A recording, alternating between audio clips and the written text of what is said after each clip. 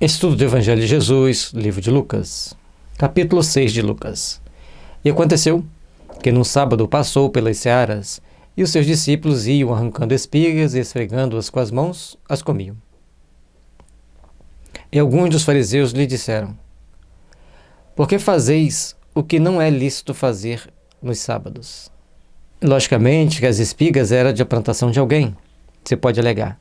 Mas eles estavam com fome, passavam por ali e pegavam algumas espigas, em meio de uma vasta plantação. E, logicamente, não era lícito fazer aos sábados, mas estavam com fome. E comeram essas espigas naquele momento. Mas o problema era o sábado. Se fosse outro dia da semana, não teria problema. Porque o sábado era tão especial assim, ao ponto de provocarem tremendas dissensões, tremendas brigas. E Jesus, respondendo, lhes disse: Nunca lestes o que fez Davi quando teve fome, ele e os que com ele estavam? E aí, Jesus já traz um exemplo de um momento de Davi passando por uma grande dificuldade em meio das suas atividades como líder do povo hebreu, para fazê-los refletir, para fazê-los pensar por que Davi podia e ele não podia. Como entrou na casa de Deus e tomou os pães da proposição e os comeu e deu também aos que estavam com ele, os quais não lhes era lícito comer, senão só aos sacerdotes. Seria como a nossa hóstia, né, nossa comunhão. Foram lá, pegaram o pão da proposição, comeram, distribuíram entre aqueles que estavam com ele, porque estavam com fome, e aquele momento era o momento que eles precisavam se alimentar. E Jesus procura chamar as pessoas para o bom senso, para o entendimento, para o raciocínio. Mas poucos procuravam fazê-lo, poucos procuravam sentir esses bons sentimentos, procuravam cultivar os bons sentimentos consigo. E dizia-lhes: O Filho do Homem é Senhor até do sábado. E isso também para eles era uma coisa assim, extremamente atormentante, porque eles queriam dominar tudo, todas as situações, todas as pessoas, e Jesus fugia à regra. Eles não tinham como dominar Jesus. E mesmo eles sabendo que viria esse Filho de Deus para organizar as coisas da religião, mas eles queriam que fosse organizada segundo a vontade deles, e não segundo aquilo que tinha que ser, e não segundo a vontade do Pai. E por isso, ficavam enfurecidos com Jesus. E aconteceu também, em outro sábado, que entrou na sinagoga e estava ensinando. E havia ali um homem que tinha a mão direita mirrada. E os escribas e fariseus atentavam nele se o curaria no sábado, para acharem de que o acusar. Sempre eles ficavam procurando alguma coisa para perturbar a vida de Jesus, para poder acusar Jesus. E um detalhe interessante: no sábado era possível, era permitido ficar tomando conta da vida alheia? São perguntas que a gente tem que sempre fazer essa reflexão, sempre fazer para nós mesmos, para não cairmos em certos comezinhos diários, em certas tentações que não valem a pena nem sequer pararmos para refletir sobre elas. Mas ele, conhecendo bem os seus pensamentos, disse ao homem que tinha a mão mirrada. Ele sabia como eles estavam pensando. Jesus lia o pensamento das pessoas, ele tinha uma mediunidade ampla, uma percepção psíquica extrema. Levanta-te e fica em pé no meio. E aquele homem, então, tendo que levantar-se e ficar de pé no frente de todo mundo. E levantando-se, ele ficou em pé. Ele já esperava pela cura de Jesus. Ele tinha a mão mirrada, ele queria que aquela mão voltasse à condição normal. Então Jesus lhe disse: Uma coisa vos hei de perguntar. É lícito nos sábados fazer o bem ou fazer o mal? O que eu posso fazer no sábado? O que me é permitido fazer ao sábado? O bem ou o mal? Salvar a vida ou matar?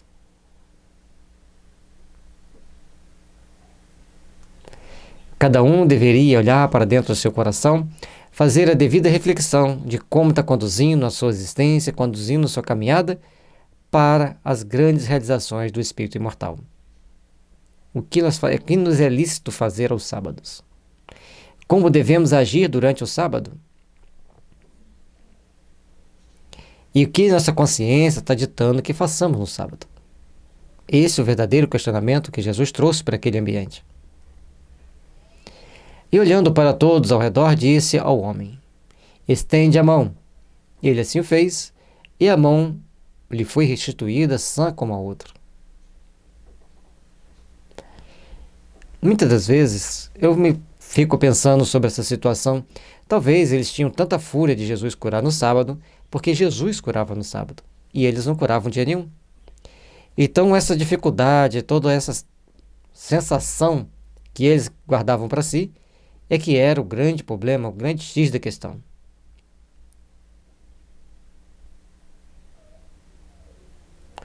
E ficaram cheios de furor, e uns com os outros conferenciavam sobre o que fariam a Jesus. O que vamos fazer com esse homem dentro do templo?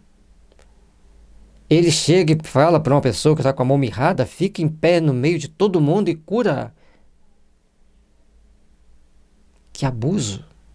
Ao invés de eles pensarem assim, esse é verdadeiramente filho de Deus, esse é um grande missionário de Deus, um grande trabalhador de Deus para os homens, eles tomam exatamente o contrário. Agem exatamente da forma mais adversa e mais abjeta também.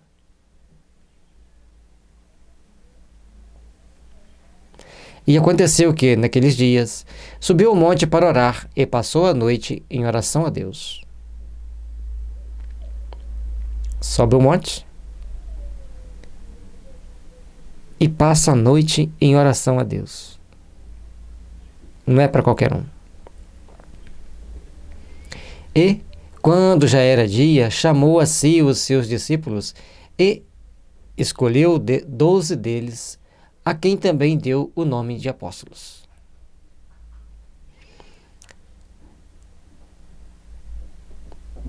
Olha que interessante essa passagem que Lucas traz para nós. Ele escolheu seus discípulos depois de passar uma noite em oração. Se Jesus já tinha toda a plenitude da vidência, depois de passar uma noite em oração, mais vidência ele teve, mais percepção psíquica que ele teve, para escolher exatamente os 12.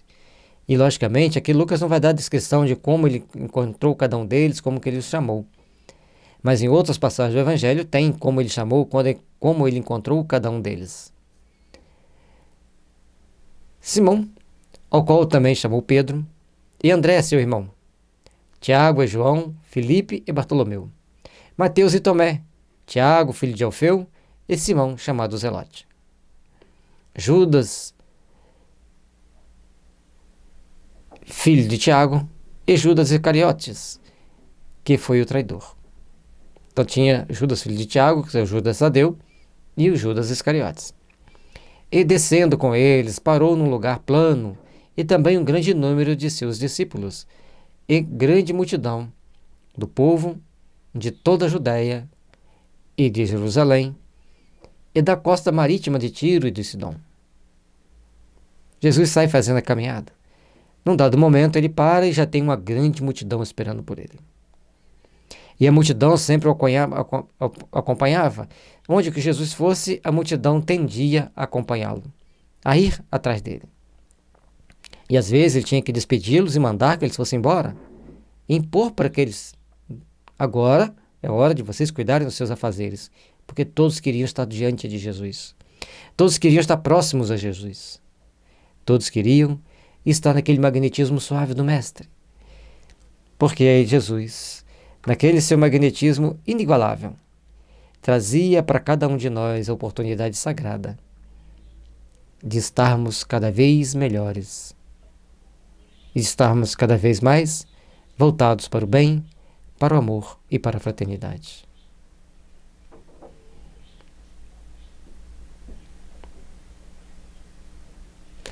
os quais tinham vindo para o ouvir e serem curados das suas enfermidades, como também os atormentados dos espíritos imundos, e eram curados. Uma multidão. E Jesus cura a todas aquelas pessoas.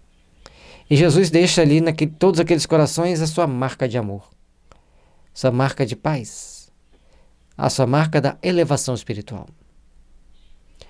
E toda a multidão procurava tocar-lhe, porque saía dele virtude que curava a todos.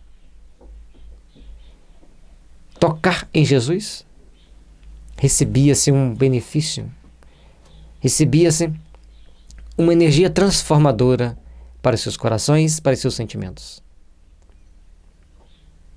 Quanto privilégio tiveram essas pessoas? Quantas bênçãos receberam de poderem estar junto do Mestre? Nem que fosse por algumas horas, alguns minutos, ou simplesmente tocá-lo. E levantando ele os olhos para os seus discípulos, dizia: Bem-aventurados vós que agora tendes fome, porque sereis fartos. Nós temos fome naquele momento de quê? E quando nós seríamos fartos? A fome do amor, a fome da justiça, a fome da caridade.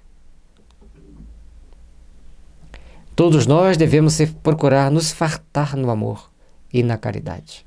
E, logicamente, se hoje nos falta o necessário, se aprendermos a lição, na próxima encarnação saberemos gerenciar bem e teremos fartura para podermos compartilhar com os nossos irmãos necessitados. Bem-aventurados sereis quando os homens vos aborrecerem e quando vos separarem, vos injuriarem e rejeitarem, e o vosso nome for mau por causa do Filho do Homem. Mostrando para que nós, que nos momentos difíceis, quando formos perseguidos, injuriados, caluniados, por causa do nosso amor a Jesus, somos na realidade bem-aventurados, porque o mundo, ou melhor, do mundo pouco podemos esperar, mas ao mundo muito temos que oferecer, e quanto mais oferecermos ao mundo, mais o mundo se afastará de nós. Um paradigma dos espíritos que habita a Terra, um planeta muito inferior, ainda de provas e expiações, com alguns, apenas alguns, entrando em processo de regeneração. Folgai nesse dia, exultai porque é grande o vosso galardão no céu, pois assim faziam os seus pais aos profetas. Cada momento da nossa vida, cada momento da nossa existência é um momento ímpar para a nossa reflexão. É um momento ímpar para nós fazermos a nossa elevação espiritual, para buscarmos nosso crescimento íntimo e buscarmos o nosso aperfeiçoamento. Mas ai de vós ricos, porque já tendes a vossa consolação. Ai de vós os que estáis fartos, porque tereis fome. Cada um de nós precisamos, então, trabalhar intimamente para vigiarmos-nos, para policiarmos-nos, porque os nossos sentimentos, aqueles que muitas das vezes não os expressamos, são aqueles que nos desnudam perante a espiritualidade superior. Aqueles que levam-nos para caminhar por determinados pontos que nem deveríamos passar. Para caminharmos por determinados pontos que o bom senso nos leva a ter prudência. Por isso, tenhamos que ter muito cuidado para não cairmos nas tentações inferiores. Folgai nesse dia, exultai, porque é grande vosso galardão nos céus, pois assim faziam os seus pais aos profetas. Então todos nós temos que ter o cuidado de não agirmos como aqueles nossos companheiros do passado, que menos preparados espiritualmente, tomavam ações negativas e até mesmo destrutivas quanto às sementes do Evangelho nascente. Todos precisamos então aprender a crescer, aprender a valorizar, aprender a sermos melhores. Mas ai de vós ricos, porque já tendes a vossa consolação. Ai de vós que estáis fartos, porque tereis fomes. E o que ele está nos mostrando? A riqueza é uma consolação para aqueles que estão aqui no mundo, mas é uma ferramenta para se fazer o bem, uma ferramenta para ajudar. Como Zaqueu, que diante das situações mais adversas, diante daquelas situações mais difíceis, ali diante do mestre ele disse: vou distribuir a metade do que me pertence. E se alguém eu prejudiquei, devolvo em dobro.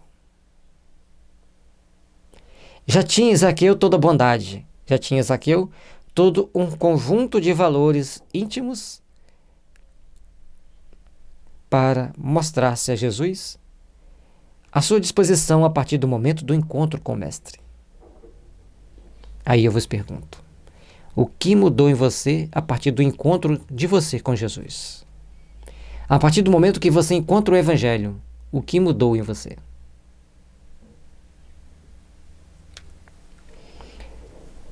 E se estamos fartos, temos muito o que comer, precisamos aprender a distribuir, a compartilhar. Precisamos aprender a levar ao nosso próximo um pouco do pão que lhe falta.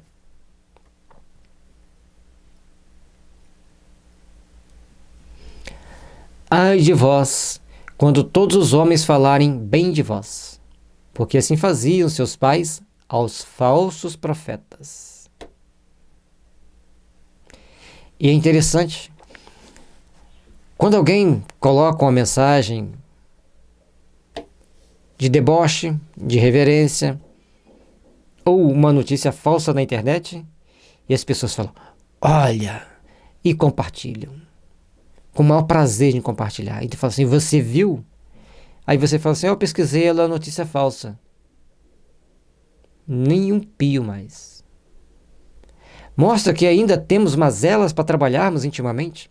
Ainda temos mazelas que precisam ser refeitas, retrabalhadas, redirecionadas. Cada um de nós precisamos então trabalhar intimamente, em nosso coração, os bons sentimentos, os bons ideais de amor, os bons ideais de paz.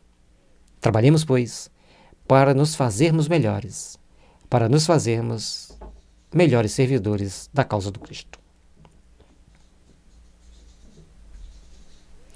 Mas a vós que ouvis digo, amai a vossos inimigos, fazei bem ao que vos aborrecem, bendizei o que vos maldizem e orai pelos que vos caluniam. Eis o grande desafio que Jesus deixa para cada um de nós. Aliás, todos os ensinamentos de Jesus são verdadeiros desafios para as almas, até que ela desperte para a luz sagrada do amor e comece então a caminhar com segurança na escada redentora que nos leva à plenitude espiritual. Mas Jesus nos convida a amar o inimigo, fazer bem aos que nos aborrecem, bendizer os que nos maldizem e orar pelos que nos caluniam. Quantas vezes poderíamos modificar muito o nosso destino se ao invés de guardarem mágoas e ressentimentos, orássemos? Se ao invés de proferirmos maledicências, proferíssemos bênçãos? Ao invés de mandar a pessoa para um lugar ruim, que fala assim, desperte para Deus. Dá comandos positivos. Dá comandos que ilumine. Quando a pessoa estiver esbravejando, furiosa, pergunte-a, tendes consciência que és filho de Deus? Ah, Gelson, mas no momento de fúria eles vão dizer assim, eu sou filho do mal. Depois ele vai arrepender. Já pensou em Deus hoje? Já pensou hoje na grandeza de Deus, na grandeza do amor divino? São perguntas importantes para que nós todos possamos interiorizar valores da alma.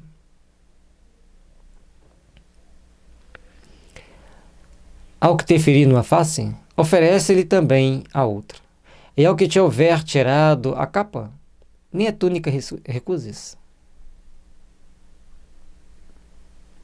Seria o mesmo que nos dias atuais a pessoa fala assim, é um assalto, passa a sua carteira, passa o seu dinheiro, você fala assim, tá aqui meu celular, tá aqui minha camisa, o meu tênis, vá em paz.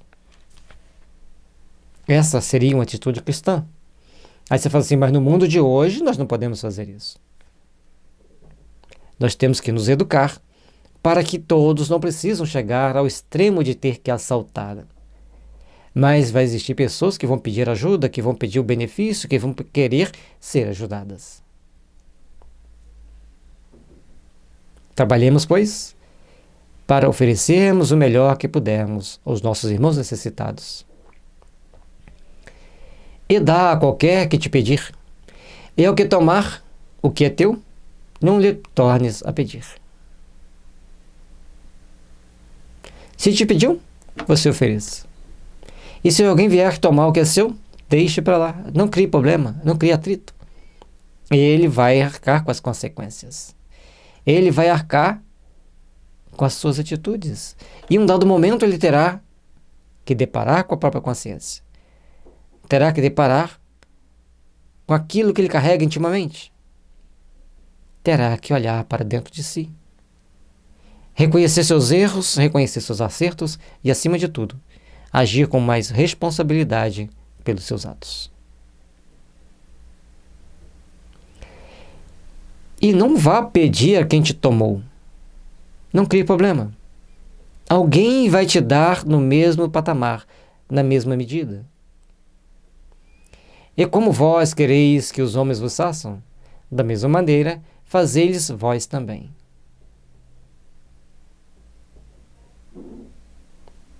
De acordo com o que recebemos é aquilo que oferecemos, de acordo com o que recebemos é aquilo que damos. E de acordo com aquilo que fazemos pelo próximo é aquilo que recebemos do próximo. Portanto, temos uma pequena e grande caminhada para fazermos perante o Evangelho de Jesus, trabalhando na nossa intimidade, as forças do bem que nos conduzem ao Pai. E, se amardes os que vos amam, que recompensa tereis? Também os pecadores amam aos que os amam. E se fizerdes o bem aos que vos fazem o bem, que recompensa tereis? Também os pecadores fazem o mesmo. Amar as pessoas da nossa família, ajudar as pessoas da nossa família, é o normal, é o comum. Os pecadores fazem da mesma forma. Agora, o bom cristão, aquele que procura seguir Jesus, ele faz isso espontaneamente a todos os seus irmãos em Cristo. Irmãos em Cristo não é aqueles que congregam a nossa fé religiosa. São todos aqueles que estão ao longo da nossa caminhada. Procuremos, então, meus irmãos, minhas irmãs, trabalharmos para o bem, trabalharmos para a edificação do amor e para a edificação da paz.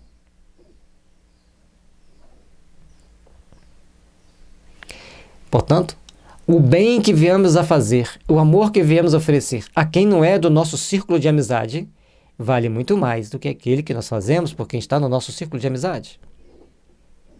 É o trabalho que nós devemos fazer para o nosso engrandecimento. É o trabalho que nós devemos fazer para o nosso aperfeiçoamento. É o trabalho que nós devemos fazer para a edificação e a construção do bem em nossos corações. E, se emprestardes àquele a quem esperais tornar a receber, que recompensa tereis? Também os pecadores emprestam aos pecadores para tornarem a receber outro tanto, ou até mais um pouco. Empresta, deixa, não preciso devolver. Ah, mas agora eu estou precisando, estou passando por uma necessidade, eu preciso daquilo ali. Então saiba pedir. Não chegue para cobrar, chegue para pedir. Cada um de nós temos que procurar agir com prudência, com segurança, com responsabilidade. Mas, acima de tudo, com amor, com compaixão, com solidariedade. Amai, pois, a vossos inimigos, e fazei o bem, e emprestai, sem que nada esperardes. E será grande o vosso galardão, e sereis filhos do Altíssimo, porque ele é benigno até para com os ingratos e maus. O Pai excelso, o Pai de amor, age com toda bonomínia para com todos nós. Age com toda bonomínia para com todos os seus filhos. Observemos, meditemos e procuremos crescer, desenvolvendo o amor e a paz em nossos corações.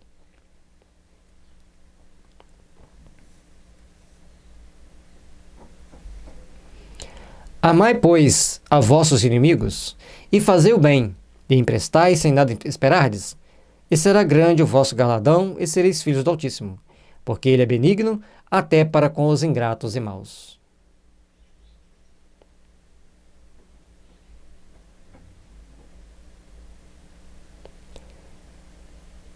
Cada um de nós vamos tomar as nossas atitudes, as nossas ações.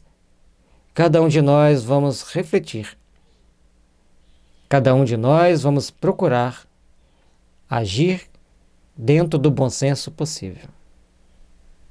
O bom senso deve predominar sempre.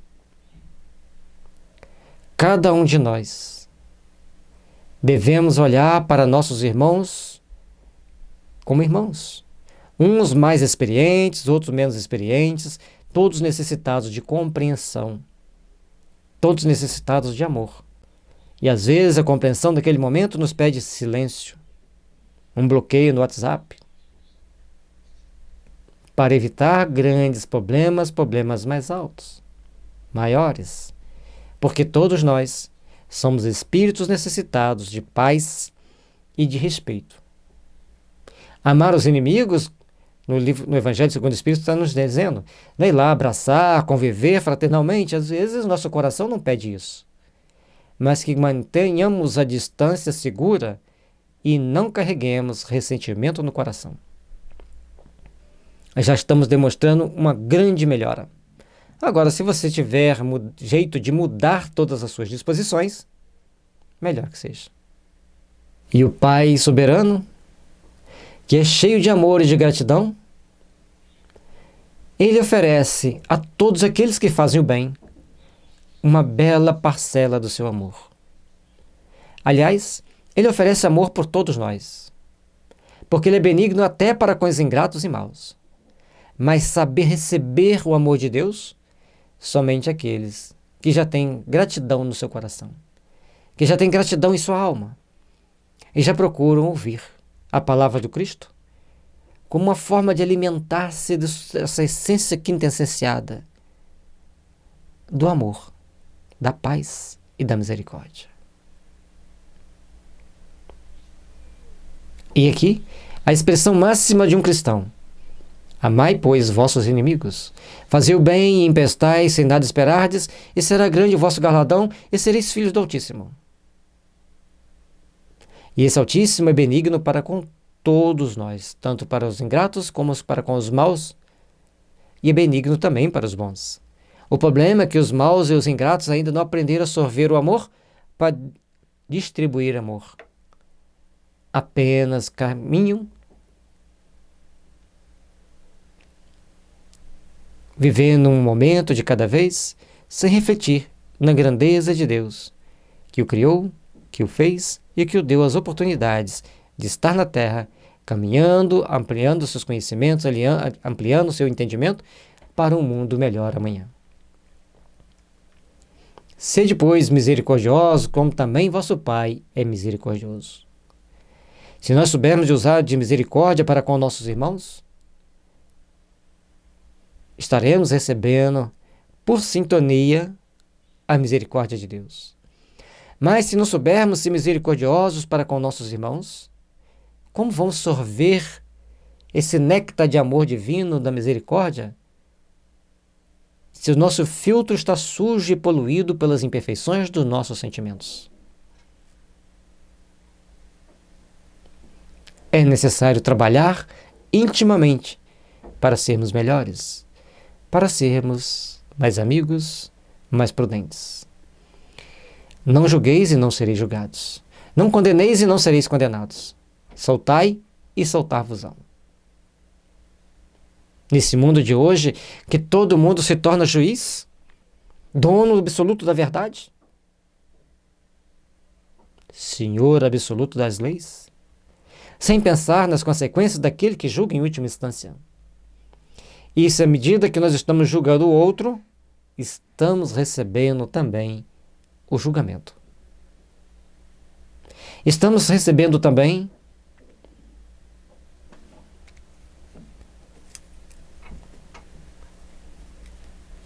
a oportunidade de nos aperfeiçoarmos, a oportunidade de fazermos algo melhor para sermos, então, dignos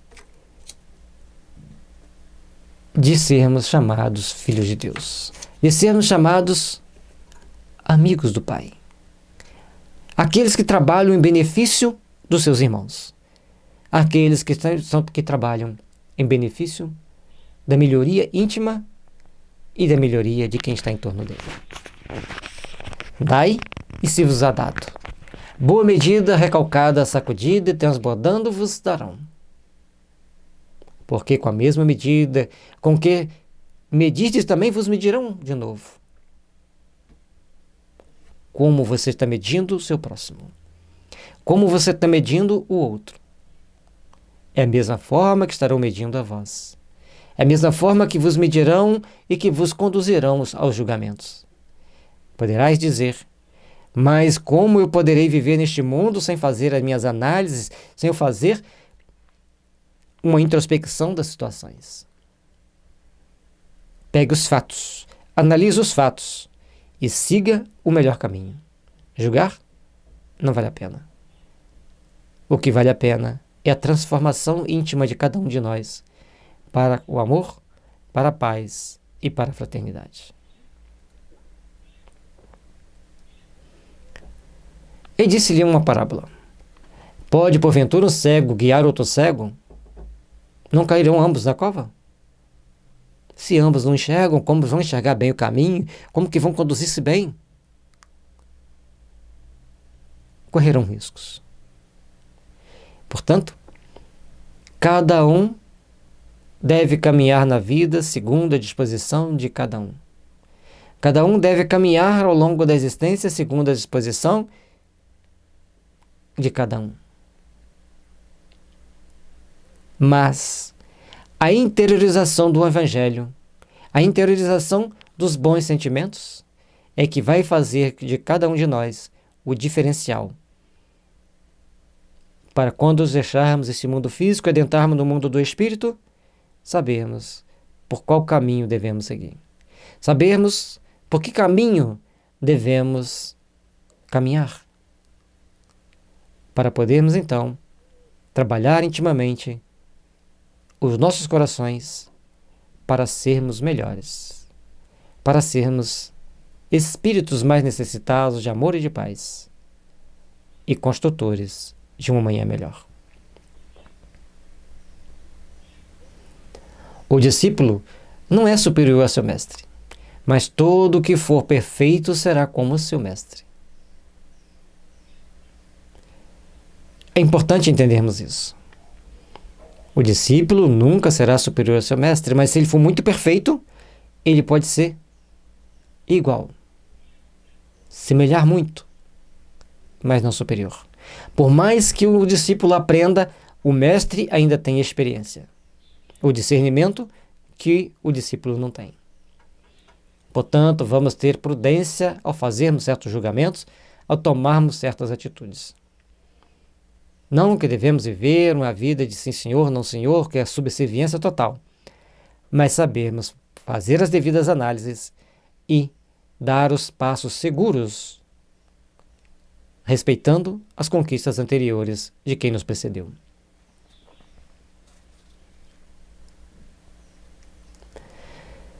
E por que atentas tu no argueiro que está no olho do teu irmão, e não reparas na trave que está no teu próprio olho?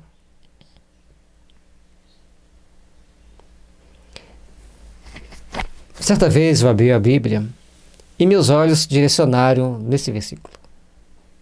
Não tinha computador naquela época. E depois foi muito difícil para achá-lo e ninguém me ajudava a achar onde estava. Eu lia e não achava. E certamente eu tinha que ler toda a Bíblia, todo o Novo Testamento. E eu terminei de ler e esqueci de marcar exatamente esse aqui que eu gostava tanto de ler. Aí tive que ler de novo. Então, e por que atentas tu no argueiro que está no olho do teu irmão e não reparas a trave que está no teu próprio olho? Isso aqui para mim foi aquele copo de água quando você está exausto no sol quente e recebe aquele copo de água fresquinho, porque dá aquela refrigerada não só no corpo, mas também na alma. Esse versículo me incomodou muito e eu refletia muito sobre ele. Argueiro é um cisco. A trave é uma árvore enorme, um baita de um tronco de madeira. Você carrega um tronco de madeira no olho e quer enxergar um cisquinho no olho do seu irmão? Reflitamos. E dentro da empolgação de quem começa a estudar o Evangelho, de vez em quando eu usava esse jargão, como um jargão, esse versículo, né, que você está numa situação sem saída, você... Tum. E tem pessoas que ficavam furiosas com ouvir esse versículo. A falta que faz o Evangelho. Para nós e para os outros. Por isso hoje a gente lê, comenta, compartilha, para que todos possam receber essas bênçãos de luz. Ou como pode dizer a teu irmão, irmão, deixa-me tirar o argueiro que está no teu olho, não atentando tu mesmo na trave que está no teu olho. Carregamos esse enorme peso. É a trave da consciência que nos deixa, não nos deixa olhar para nós mesmos. E essa trave da consciência, a trave no sentido de uma grande barra de madeira, trava a nossa percepção de nós mesmos e a percepção da nossa vida. E queremos ver a vida do outro, prestar atenção nos ciscos que tem na vida do outro, sem nos ater na responsabilidade da nossa caminhada, na responsabilidade da nossa vida. E Jesus diz, hipócrita, tira primeiro a trave do teu olho, e então verás bem para tirar o argueiro que está no olho do teu irmão. Tirar a trave do nosso olho. Fazer mudar a nossa percepção da vida. Fazer mudar a nossa percepção daquilo que carregamos conosco. Daquilo que carregamos em nossas almas. Para depois podermos realmente ajudarmos a todos.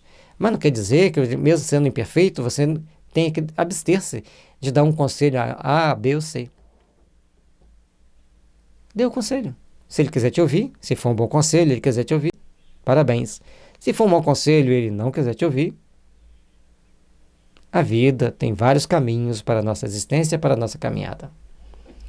Porque não há boa árvore que dê mau fruto, nem má árvore que dê bom fruto. Cada árvore dá o fruto que lhe é peculiar. Cada árvore dá o fruto que lhe caracteriza a existência. Que fruto nós estamos produzindo? O que nós espalhamos por aí? O que nós estamos construindo para nós mesmos?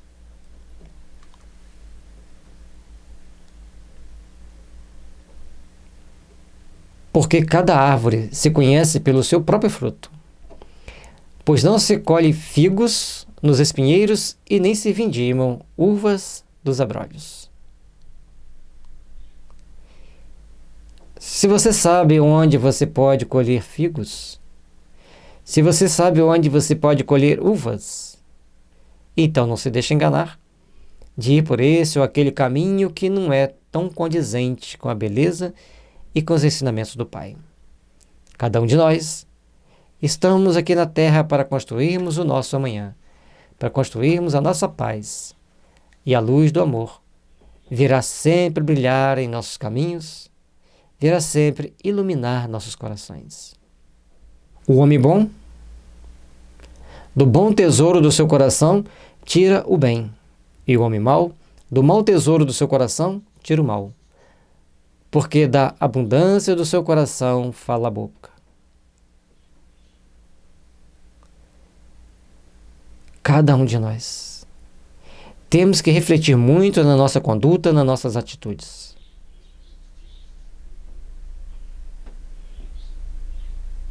Cada um de nós deve colocar o sentimento do amor, da paz e da fraternidade no caminho da sua jornada. Porque, à medida que nós começamos a cultivar o amor e a paz, nós vamos seguindo em paz e com tranquilidade.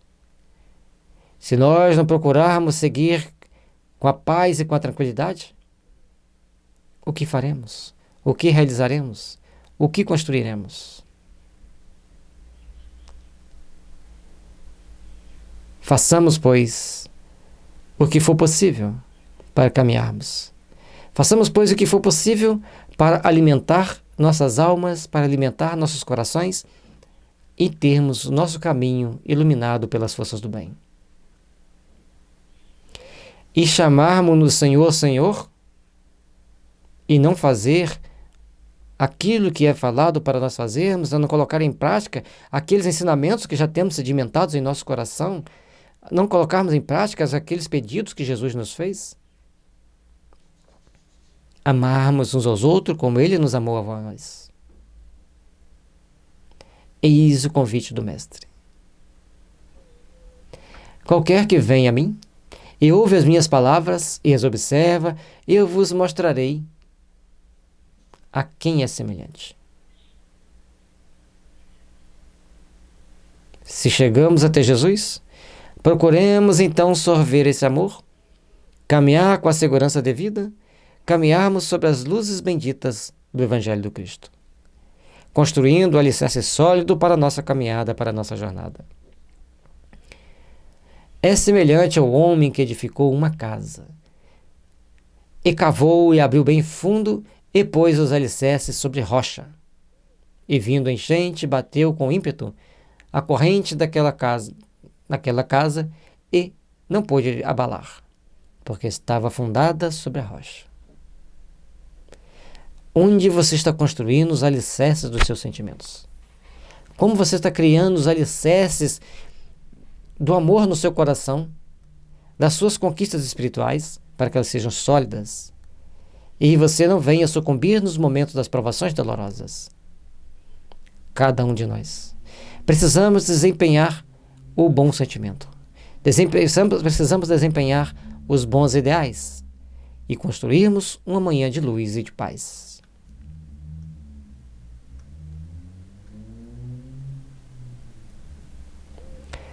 Mas o que ouve e não pratica é semelhante ao homem que edificou uma casa sobre a terra, sem alicerces, a qual bateu com ímpeto a corrente, e logo caiu, e foi grande a ruína daquela casa. Ouvir as palavras de Jesus e seguir, ouvir as palavras de Jesus e colocá-las em prática, é ter o amor no coração, é ter os bons sentimentos na alma, é procurar edificar e fazer valer as forças soberanas que nos conduzem ao regaço de nosso Pai. Façamos, meus irmãos, minhas irmãs, o esforço pessoal para que cada um de nós, interiorizando o sentimento de amor, interiorizando o sentimento de paz, sejamos os construtores de uma manhã de luz. Para que as bênçãos de Jesus estejam sempre nos envolvendo o coração, iluminando nossas mentes e fazendo-nos despertar para uma manhã sublime de paz, consolação, misericórdia, renúncia e compaixão por aqueles que estão ao longo da nossa caminhada, nas mais adversas situações e perigos da vida. Que Jesus nos abençoe e nos ilumine.